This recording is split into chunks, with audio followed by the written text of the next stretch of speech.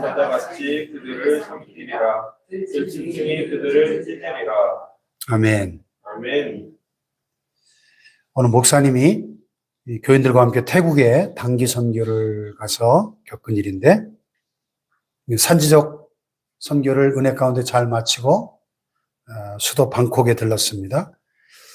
태국에서 제법 크다는 교회를 방문했는데 거기서 희한한 광경을 목격하게 됩니다. 강단 앞에 왕비 사진이 있고 그 앞에 제단이 차려져 있는 거예요. 저게 뭔가 싶어 보고 있는데 사람들이 그 앞으로 쭉 나가서 절을 하더랍니다. 그날이 마침 왕비 생일이라 그런다는 거죠. 그 예배를 마친 후에는 또 사진 앞에서 왕비를 찬양하면서 공연을 하는 거예요. 그러면서 하는 말이 이 나라를 지켜주신 하나님과 부처님께 그리고 우리 왕비님께 감사드립니다. 그 해괴망측한 광경을 보면서 너무 놀라서 말문이 막혔답니다. 여러분, 그들의 신앙에 대해 어떻게 생각하십니까? 한마디로 이건 신앙이라고 할 수가 없죠. 아예 하나님을 믿지 않는 것도 문제지만 하나님을 믿노라 하면서 이런 식으로 다른 것들하고 뒤섞인 혼합주의 신앙을 가지는 건 더 큰 문제죠. 과연 하나님께서 이런 사람들의 기도를 들으시겠습니까? 이런 사람들의 예배를 기쁘게 받으시겠습니까? 천부당 만부당한 일이죠. 우리가 신앙생활 하면서 기억해야 될 중요한 한 가지 사실이 있는데 그것은 신앙의 순도예요. 순도. 신앙의 순도. 이 보석이나 음료의 그 품질을 평가할 때 순도를 측정하지 않습니까? 예를 들어서 금의 순도를 언급할 때 24K, 18K, 14K 이렇게 말하지 않습니까? 다른 금속이 섞이면 섞일수록 순도가 낮아지죠. 마찬가지로 우리의 마음이 하나님 외에 다른 것들과 섞이며 다른 것들을 향하게 될 때 그 신앙의 순도가 낮아지는 겁니다. 우리 마음이 100% 하나님을 향할 때 진짜 신앙이 될 줄로 믿습니다. 아멘. 100% 하나님을 향한 신앙. 이런 걸 가리켜 성경은 온전한 신앙 이렇게 표현합니다. 온전한 신앙. 성경에서 온전한 신앙하면 떠오르는 인물이 있는데 다윗이에요. 다윗. 열왕기상 11장 6절에 보니까 솔로몬이 말년에 1000명이나 되는 이방 여인들에게 푹 빠져가지고 아스다롯 우상 또 밀곰 같은 이방 신들을 따르면서 타락한 모습을 보고 성경은 이렇게 평가합니다. 솔로몬이 여호와의 눈앞에서 악을 행하여 그의 아버지 다윗이 여호와를 온전히 따름같이 따르지 아니하고 그랬어요. 다윗은 하나님을 온전히 100% 따랐는데 그의 아들 솔로몬은 말년에 하나님도 따르고 이방신도 따랐다는 거예요. 하나님도 따르고 이방 우상신도 따른 이것을 성경은 솔로몬이 여호와의 눈앞에서 악을 행했다 이렇게 평가하고 있습니다. 이렇게 마음이 한편으로는 하나님을 향하고 한편으로는 다른 데가 있으면 그런 신앙을 가리켜서 혼합주의 신앙, 싱크레티즘 이렇게 부르는데요. 이 혼합주의는 한마디로 우상숭배입니다. 아예 하나님을 안 믿고 다른 신을 섬기는 것도 우상숭배지만은 하나님은 섬긴다고 하면서 마음이 갈라져 가지고 다른 신을 섬기고 세상을 섬기는 것도 우상숭배인 것이죠. 그런데요, 우리가 성경을 조금만 깊이 연구해 보면 이 온전한 신앙을 갖는다는 게 참 쉬운 일이 아니에요. 구약시대 이스라엘의 경우에 계속해서 하나님 앞에 책망을 받고 징계받고 심판을 받은 이유가 바로 여기에 있거든요. 이 세 명마다 열왕기 생활을 지금 쭉 묵상하고 있는데 참 지긋지긋할 정도로 반복되는 표현이 하나 있어요. 그 왕들의 이야기가 특히 북이스라엘의 19명의 왕들의 이야기가 쭉 나오는데 계속 반복되는 표현이 있어요. 아무아묵의 왕이 그의 조상 여로보암의 그 죄를 벗어나지 않고 그 여로보암의 길을 따라 행했다. 여로보암의 죄를 행함으로 여호와 보시기에 악을 행했다. 이 표현이 계속 반복돼요. 그 이유가 그들의 마음이 오직 하나님을 향해야 되는데 한편으로 다른 신들에게 가 있었다. 다른 신들에게. 이런 모습을 가장 적나라하게 보여주는 성경 중에 하나가 우리가 지금까지 살펴본 호세아서요. 특히 호세아 1장에서 우리가 이미 살펴본 것처럼 호세아 선지자의 결혼 이야기를 통해서 하나님께서 아주 생생하게 이러한 이스라엘의 모습을 폭로하고 계시죠. 누구나 순결한 결혼을 하는 게 마땅하지만 특히 구약의 선지자들은 정말 순결한 처녀와 결혼을 해야 했습니다. 근데 호세아는 고멜이라고 하는 방탕하고 음란한 여자와 결혼을 하죠. 더 기가 막힌 것은 누가 그렇게 하라고 지시했어요? 하나님이 직접 명령을 했다는 사실. 상식적으로 도저히 이해가 안 되죠. 왜 하나님께서 굳이 그렇게까지 명령하셨을까? 일종의 충격요법이죠. 하나님의 심정을 직접 느껴보라는 겁니다. 음란한 고멜은 호세와 결혼 후에도 마음이 딴 남자에게 가 있습니다.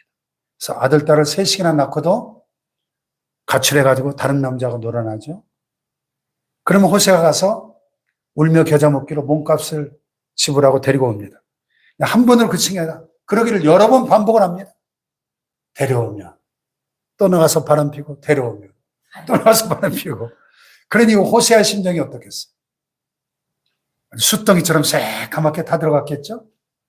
하나님께서 호세아를 보시면서 야 호세아야 네 마음 내가 잘 안다. 네 처지나 내 처지나 도찐개찐이구나. 내 마음도 네 마음처럼 숫덩이 같다 하시는 거죠. 근데 더 안타까운 것은 하나님의 마음도 숫덩이처럼 타들어갔지만은 가장 불행한 것은 이스라엘 백성들 자신이죠. 하나님을 배반함으로써 그들은 스스로 불행의 늪에 빠지고 결국 하나님의 심판을 받을 수밖에 없었기 때문입니다. 호세아는 자기 가정의 비극을 통하여 하나님의 그 안타까운 심정을 깊이 공감하고 나서 백성들에게 하나님의 말씀을 피를 토하는 심정으로 외치는 겁니다. 오늘 본문이 바로 그런 하나님의 안타까운 심정을 우리에게 아주 잘 보여주고 있습니다. 이 말씀을 통해서 오늘 우리가 이스라엘 백성들을 비난하기 전에 먼저 우리 자신의 신앙을 되돌아보고 점검하는 시간이 되기를 축복합니다. 아멘. 과연 내 신앙의 순도가 몇 %인가? 부디 간절히 바라기는 저와 여러분의 신앙이 순도 100% 순금과 같은 신앙 되기를 축복합니다. 아멘. 구약시대 이스라엘 백성들은 겉으로 볼 때는 누가 봐도 하나님의 백성이었어요. 왜냐하면 입만 열면 주여 주여 하고 때만 되면 하나님께 제사를 드렸기 때문입니다. 그런데 정작 그들의 마음은 다른 신들에게 이 세상의 죄악에 가 있었다는 거예요. 그게 바로 우상숭배죠. 하나님은 그들의 우상숭배를 책망하시기 전에 먼저 하나님께서 그들을 얼마나 사랑하셨는지 그들에게 어떻게 은혜를 베푸셨는지 상기시켜주고 계십니다.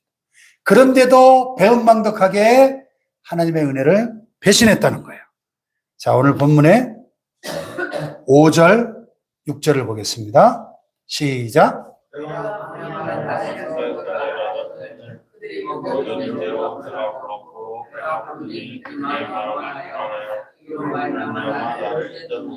아멘. 광야 마른 땅에서. 광야는 사막이죠. 아무것도 없는 거. 먹을 것도 없고 마실 것도 전혀 없는 스스로 생존이 불가능한 곳입니다. 그런데 살아계신 하나님 전능자 여호와께서 그들을 돌보시고 그들을 축복하셔서 거뜬히 살게 해주셨다는 겁니다. 낮에는 구름 기둥으로, 밤에는 불 기둥으로 인도해 주시고 보호해 주셨습니다. 할렐루야. 만나와 메추라기를 내려서 먹여 주셨습니다. 반석에서 생수가 터져나와 마시게 해주셨습니다. 그것도 하루 이틀이 아니고 40년 동안. 할렐루야. 무엇보다 젖과 꿀이 흐르는 가나안 땅을 그들에게 선물로 주셨습니다. 할렐루야. 그럼에도 불구하고 그들은 감사치 못하고 배가 부르니까 오히려 자기 힘으로 된 줄로 착각하는 가운데 스스로 교만해지고 하나님을 잊어버렸다는 겁니다. 그뿐만 아니라 한술 더 떠가지고 이제 다른 신을 섬기고 범죄하게 이르렀는데 1절 2절에 보니까 1절 2절 시작. 에브라임이 말을 하면 사람들이 떨었도다.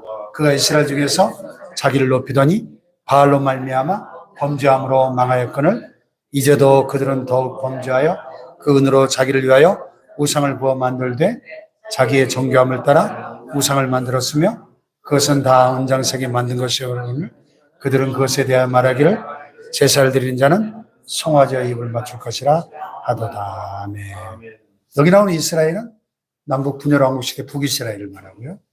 에브라임은 그 중에서도 가장 유력한 지파로 그들이 호령하면 아무도 꼼짝 못하는 가장 부강하고 번성한 그들이었는데 감사치 못하고 오히려 우상 숭배를 저지르다가 이제 멸망하게 될 것이다 경고하고 계십니다.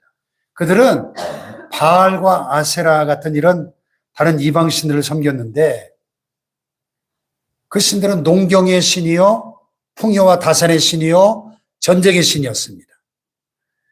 쉽게 말하면 그것들을 섬길 때 잘 먹고 잘 살 수 있다.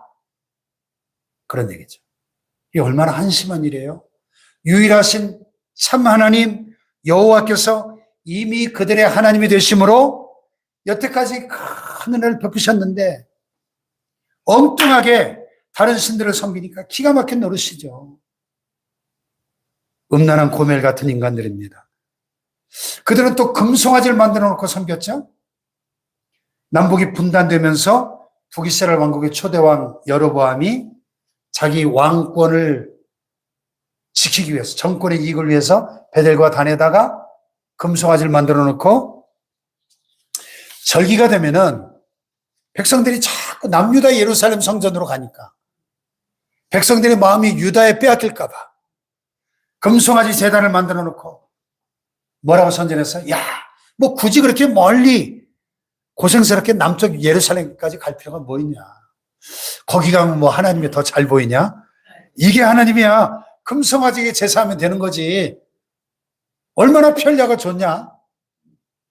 무지몽매한 백성들이 미혹을 당했고 그 후에 대대로 금송아지 우상숭배의 죄에서 벗어나지는 못했어요. 열왕기상을 보면 여로보암의 죄에서 벗어나지 못했다고 말씀합니다. 그러면 그들이 이처럼 우상숭배에 집착하고 혼합주의에 빠지게 된 이유가 뭘까요? 한마디로 욕심 때문에, 세속적인 욕망 때문에. 골로새서 3장 5절의 말씀을 보면 그러므로 땅에 있는 지체를 죽이라. 곧 음란과 부정과 사욕과 악한 정욕과 탐심이니 탐심은 곧 우상숭배니라 그랬어요. 이것들로 말미암아 하나님의 진노가 임하느니라 그랬거든요. 무슨 말입니까? 인간의 탐심, 욕심이 우상숭배의 근원이다. 그런 말이에요. 뭐 하나님이고 뭐고 천국이고 뭐고 당장 이 세상에서 잘 먹고 잘 살면 된다는 식이죠. 이게 현세적인 기복주의, 현대판 우상이라는 것입니다. 이렇게 되면 길은 오직 하나, 이것들로 말미암아 하나님의 진노가 임하느니라. 하나님의 진노로 망하는 길만 남아있는 거예요. 하나님을 믿는 참신앙은 이 땅이 아니라 천국을 바라보고 하나님 나라를 소망하는 것이죠. 할렐루야. 당장 눈앞에 형통보다 바른 길을 추구하는 너희는 먼저 그의 나라와 그의 의를 구하라. 그리하면 이 모든 것을 너에게 더하시리라. 아멘. 하나님은 정직한 자를 형통하게 하시는 줄 믿습니다. 당장 눈앞에 이익에만 욕심을 부리고 수단 방법을 가리지 않으니까 잘 될 리가 없죠. 근데 참 안타깝게도 동서고금을 막론하고 우상숭배가 판을 칩니다. 물론 오늘날에는 과거 이스라엘이 바알과 아세라를 섬긴 것처럼 그렇게 사람의 손으로 깎아 만든 신상 앞에 절하고 제사한 식의 우상숭배는 많이 줄어들었죠.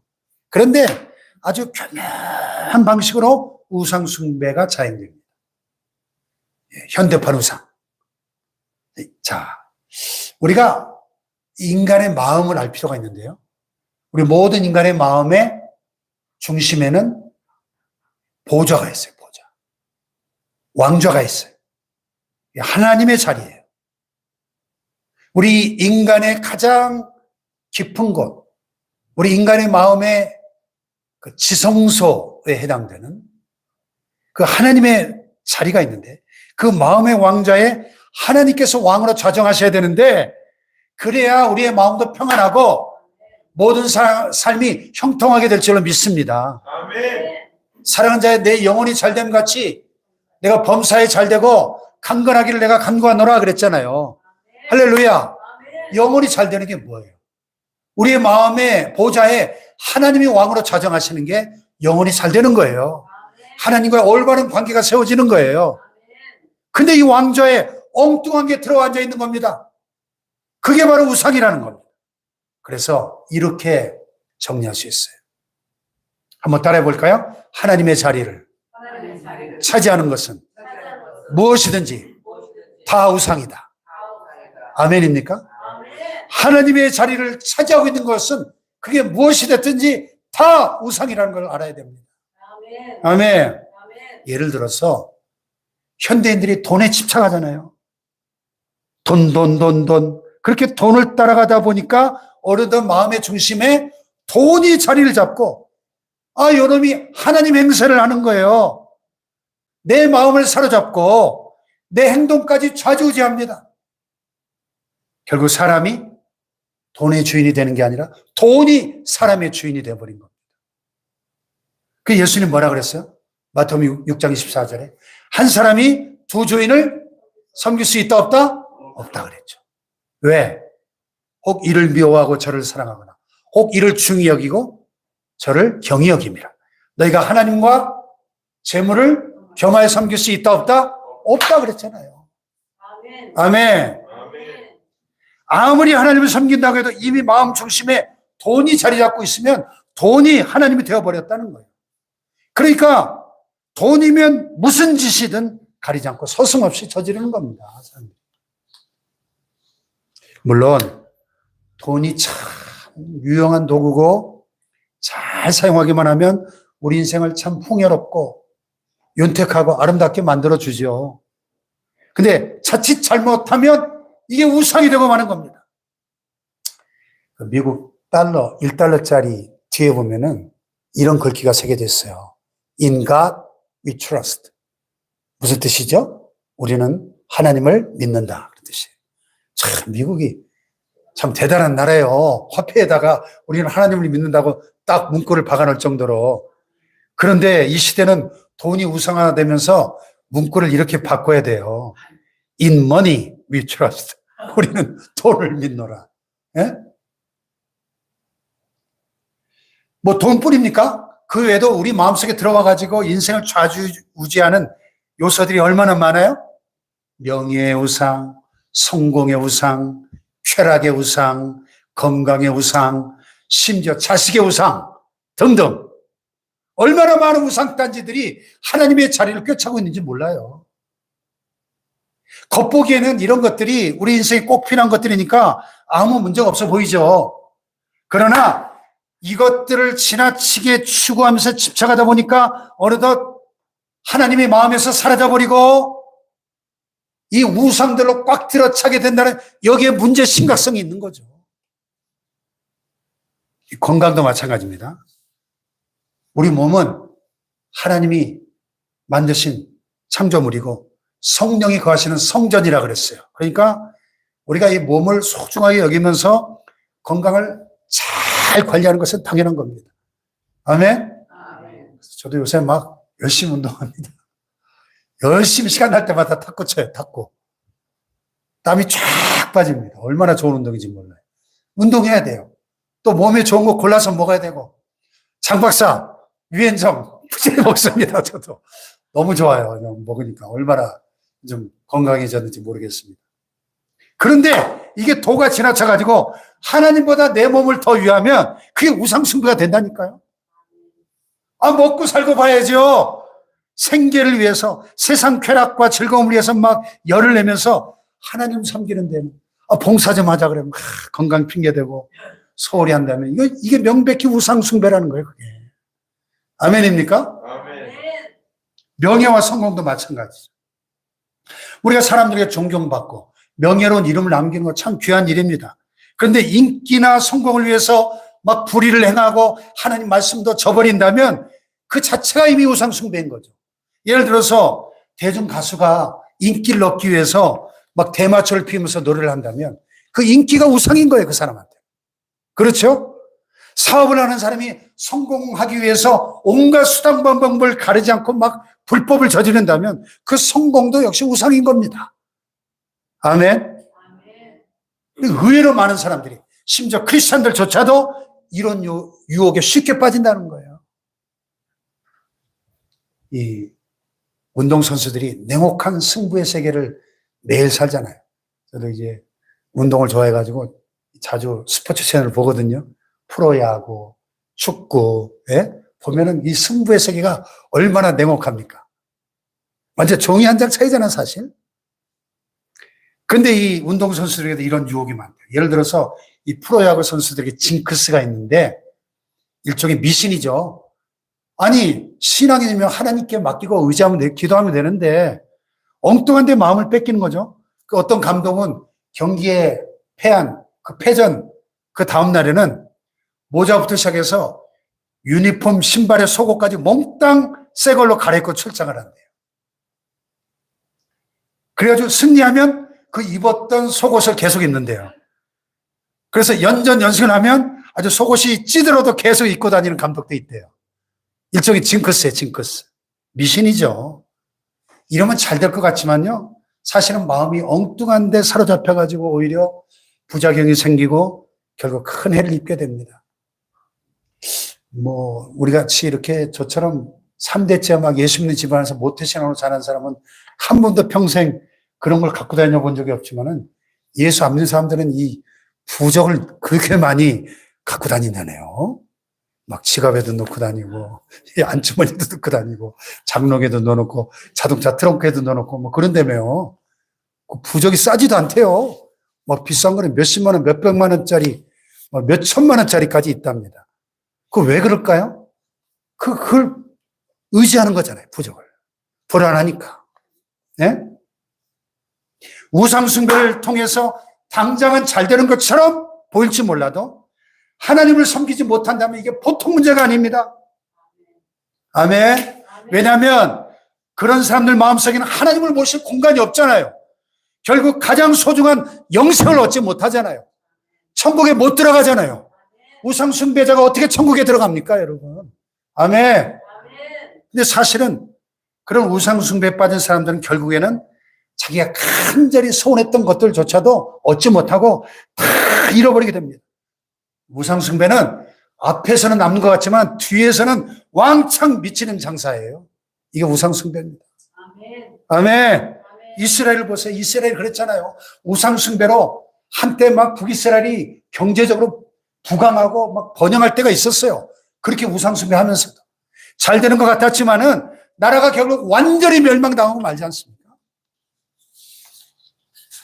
하나님께서 호세아 선지자를 통하여 우상숭배에 빠진 이스라엘을, 혼합주의에 물들어 있는 이스라엘을 경고하는데 이렇게 경고합니다. 3절 보세요. 시작. 그들은 아침 구름 같으며 쉬 사라지는 이슬 같으며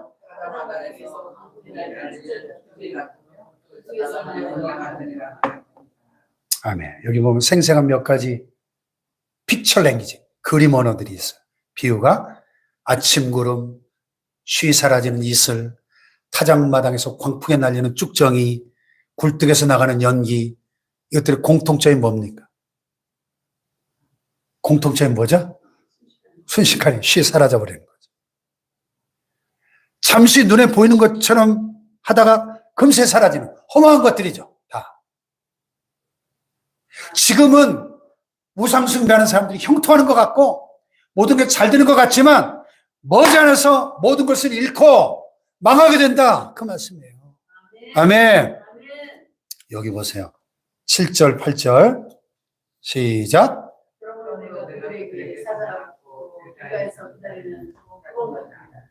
내가 새끼 잃은 곰같이 그들을 만나 그의 염통 거풀을 찢고 거기서 암사자같이 그들을 삼키리라. 들짐승이 그들을 찢으리라. 여기 보면 또 생생한 비유가 나오죠. 사자, 길가에서 기다리는 표범, 새끼 잃은 곰, 암사자, 들짐승. 이것들 다 사나운 맹수들이죠. 여러분 동물의 왕국 가끔 보시나요? TV에? 저는 자주 보거든요. 즐겨보는 편인데 참 재밌어요. 동물의 왕국 보면 이런 맹수들, 사자, 표범, 곰, 이 맹수들의 세 가지 특징이 있어요. 뭘까요? 첫째, 강력합니다. 동물의 왕 사자. 강력하죠? 또 두 번째, 빨라요. 여러분 곰이, 이런 곰탱이가 생긴 곰이 굉장히 느릴 것 같죠? 곰이 얼마나 빠른지 아세요?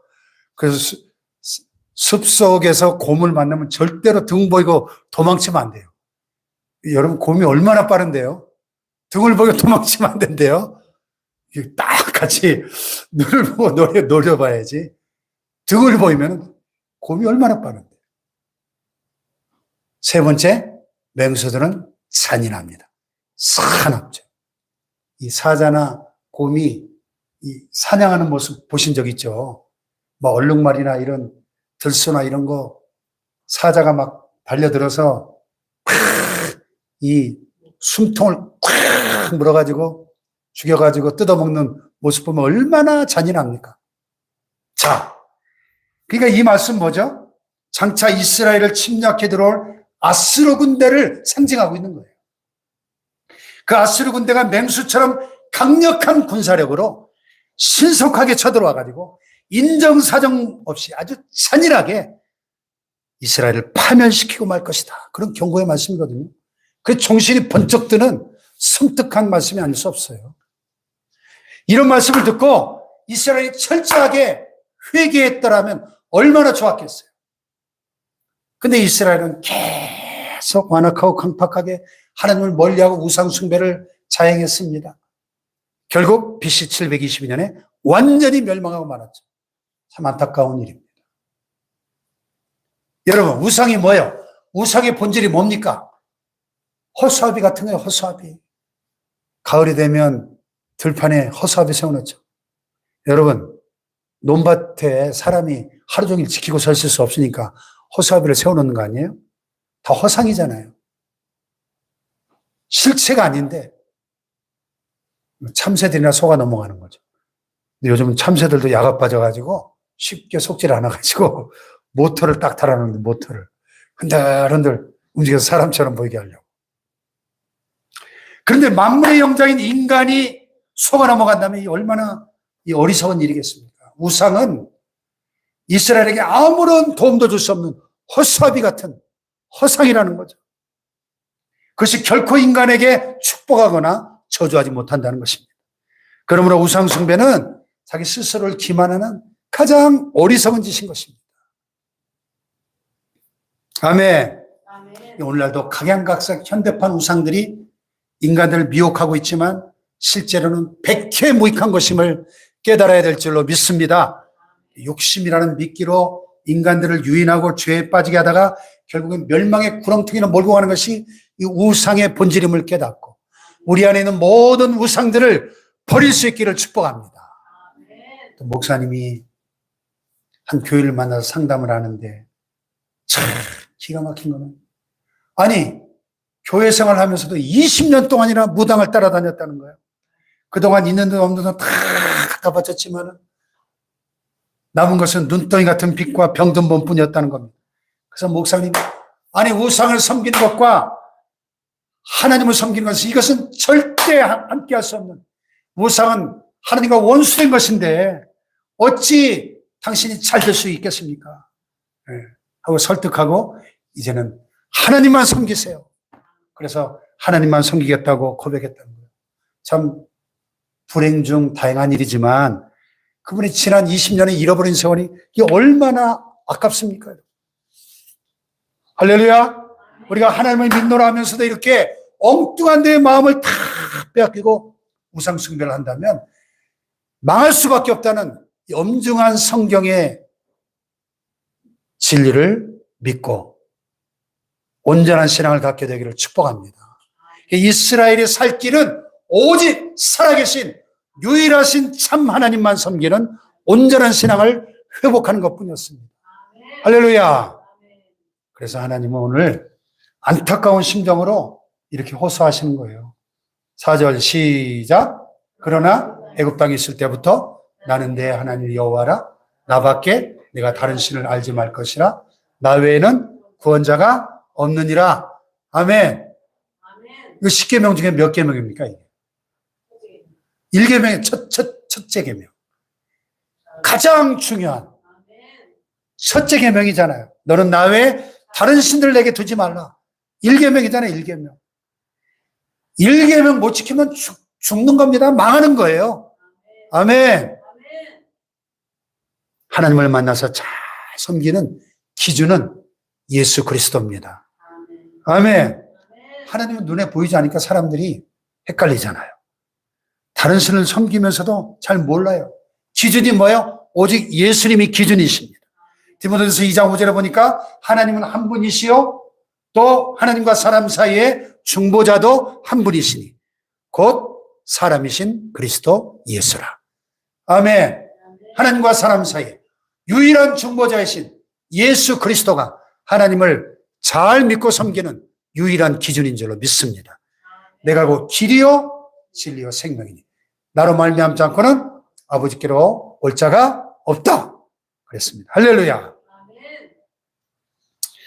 자, 그러므로 우리가 이스라엘 백성들처럼 여기저기 기웃거리지 말고 오직 하나님만 바라보시기를 축복합니다. 오직 예수님만 바라보시기를 축복합니다. 십자가만이 우리를 구원한 능력임을 믿으시기 바랍니다. 이제는 하나님과 세상 사이에 머뭇거리지 말고 하나님 제일주의로, 말씀 제일주의로 살아가시기를 축복합니다. 할렐루야. 미국의 크리스찬 사업가이신 아더 미다스 장로님의 간증이 있어요.